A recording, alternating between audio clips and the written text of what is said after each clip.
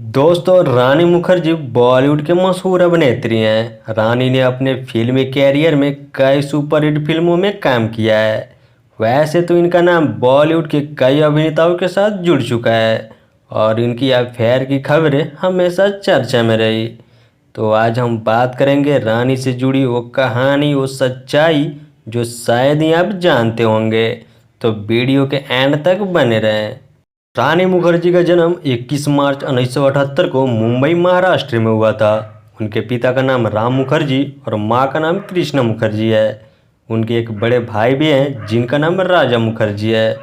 उनके परिवार के ज़्यादातर लोग किसी न किसी रूप में फिल्म इंडस्ट्री से जुड़े रहे हैं। हम बात करें रानी की एजुकेशन की, तो रानी की पढ़ाई मानसी कपूर हाई स्कूल, जुहू, मुंबई से हुई थी। उन्होंने SNTT महिला विश्वविद्यालय से गृह विज्ञान में स्नातक पूरा किया था। फिल्मों में काम करने के लिए पहले रानी मुखर्जी ने रोशन तनेजा के एक्टिंग इंस्टीट्यूट में ट्रेनिंग ली है। बात करें रानी मुखर्जी की कैरियर की, तो उनकी कैरियर भी इतनी आसान नहीं रही। बॉलीवुड एक्ट्रेस रानी मुखर्जी पिछले 2 दशकों से फिल्म इंडस्ट्री में बेहतरीन काम कर रही हैं। आज वो एक ऐसे मुकाम पे हैं जहां पहुंचना हर एक्ट्रेस को सपना होता है। रानी ने बहुत सी बेहतरीन फिल्मों में अपनी लाजवाब अदाकारी से हमेशा ही दर्शकों को दिल जीता। दर्शक उनकी अदाकारी के साथ साथ उनकी आवाज़ के भी दीवाने हैं। यूं तो आज रानी मुखर्जी का बॉलीवुड में बड़ा नाम है। ये वक्त था जब अपने कैरियर की शुरुआत में रानी मुखर्जी को उनकी आवाज़ के लिए उन्हें बहुत क्रिटिसाइज किया जाता था। फिल्म मेकर्स को लगता था कि रानी की आवाज़ काफ़ी अजीब है, इसलिए उनकी ही फिल्म में रानी के किरदार को आवाज़ देने के लिए किसी और से डबिंग करवाई जाती थी। ऐसा ही एक किस्सा था रानी मुखर्जी की फिल्म गुलाम के वक्त, जिसमें उनके साथ आमिर खान लीड हीरो के किरदार में थे। इस फिल्म में भी रानी मुखर्जी की आवाज़ को डब करवाया गया था, क्योंकि ना तो फिल्म में मेकर्स को और ना ही आमिर खान को रानी की आवाज़ पे भरोसा था। लेकिन वक्त बदला और इंडस्ट्री के मशहूर निर्माता निर्देशक करण जौहर की फिल्म कुछ कुछ होता है में रानी को काम करने का मौका मिला। साथ ही करण ने रानी की आवाज़ पर भी भरोसा किया। इस फिल्म में पहली बार रानी की आवाज़ को इस्तेमाल किया गया था। फिल्म में रिलीज हुई रानी के लुक्स के साथ साथ रानी की आवाज़ भी हिट हो गई। अब रानी की फिल्म कुछ कुछ होता है में उनकी आवाज़ सुनकर आमिर खान भी हैरान रह गए, क्योंकि किसी ने तब ये अंदाज़ा ही नहीं लगाया था कि रानी की आवाज़ इतनी शानदार लग सकती है। इस फिल्म में रानी की आवाज़ सुनने के बाद आमिर खान ने रानी को फ़ोन किया और उनकी आवाज़ की जमकर तारीफ की। रानी की खबरें हमेशा से बॉलीवुड में चर्चा में रही। ऐसे ही उनका अफेयर गोविंदा से जुड़ा हुआ है, जो हद कर दी आपने में 2000 के सेट पर रानी मुखर्जी से मिले थे। एक्ट्रेस के करीब आ गए और कथित तौर पर उनके बीच में विवादेतर संबंध भी थे। अफवाहों के अनुसार गोविंदा ने उन्हें एक हाई एंड कार, ज्वेलरी और एक अपार्टमेंट गिफ्ट में देकर उन पर जमकर पैसे लुटाए।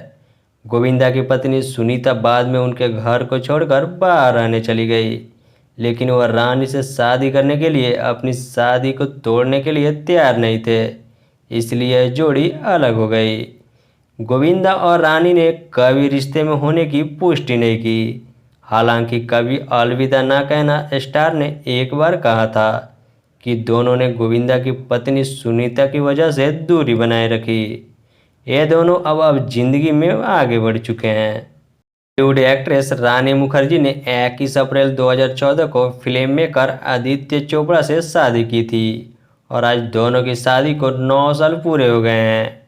रानी की शादी की खबर ने हर किसी को हैरान कर दिया था। रानी और आदित्य ने इटली में शादी की थी, जिसमें उनके परिवार के लोग और करीबी दोस्त ही शामिल हुए थे।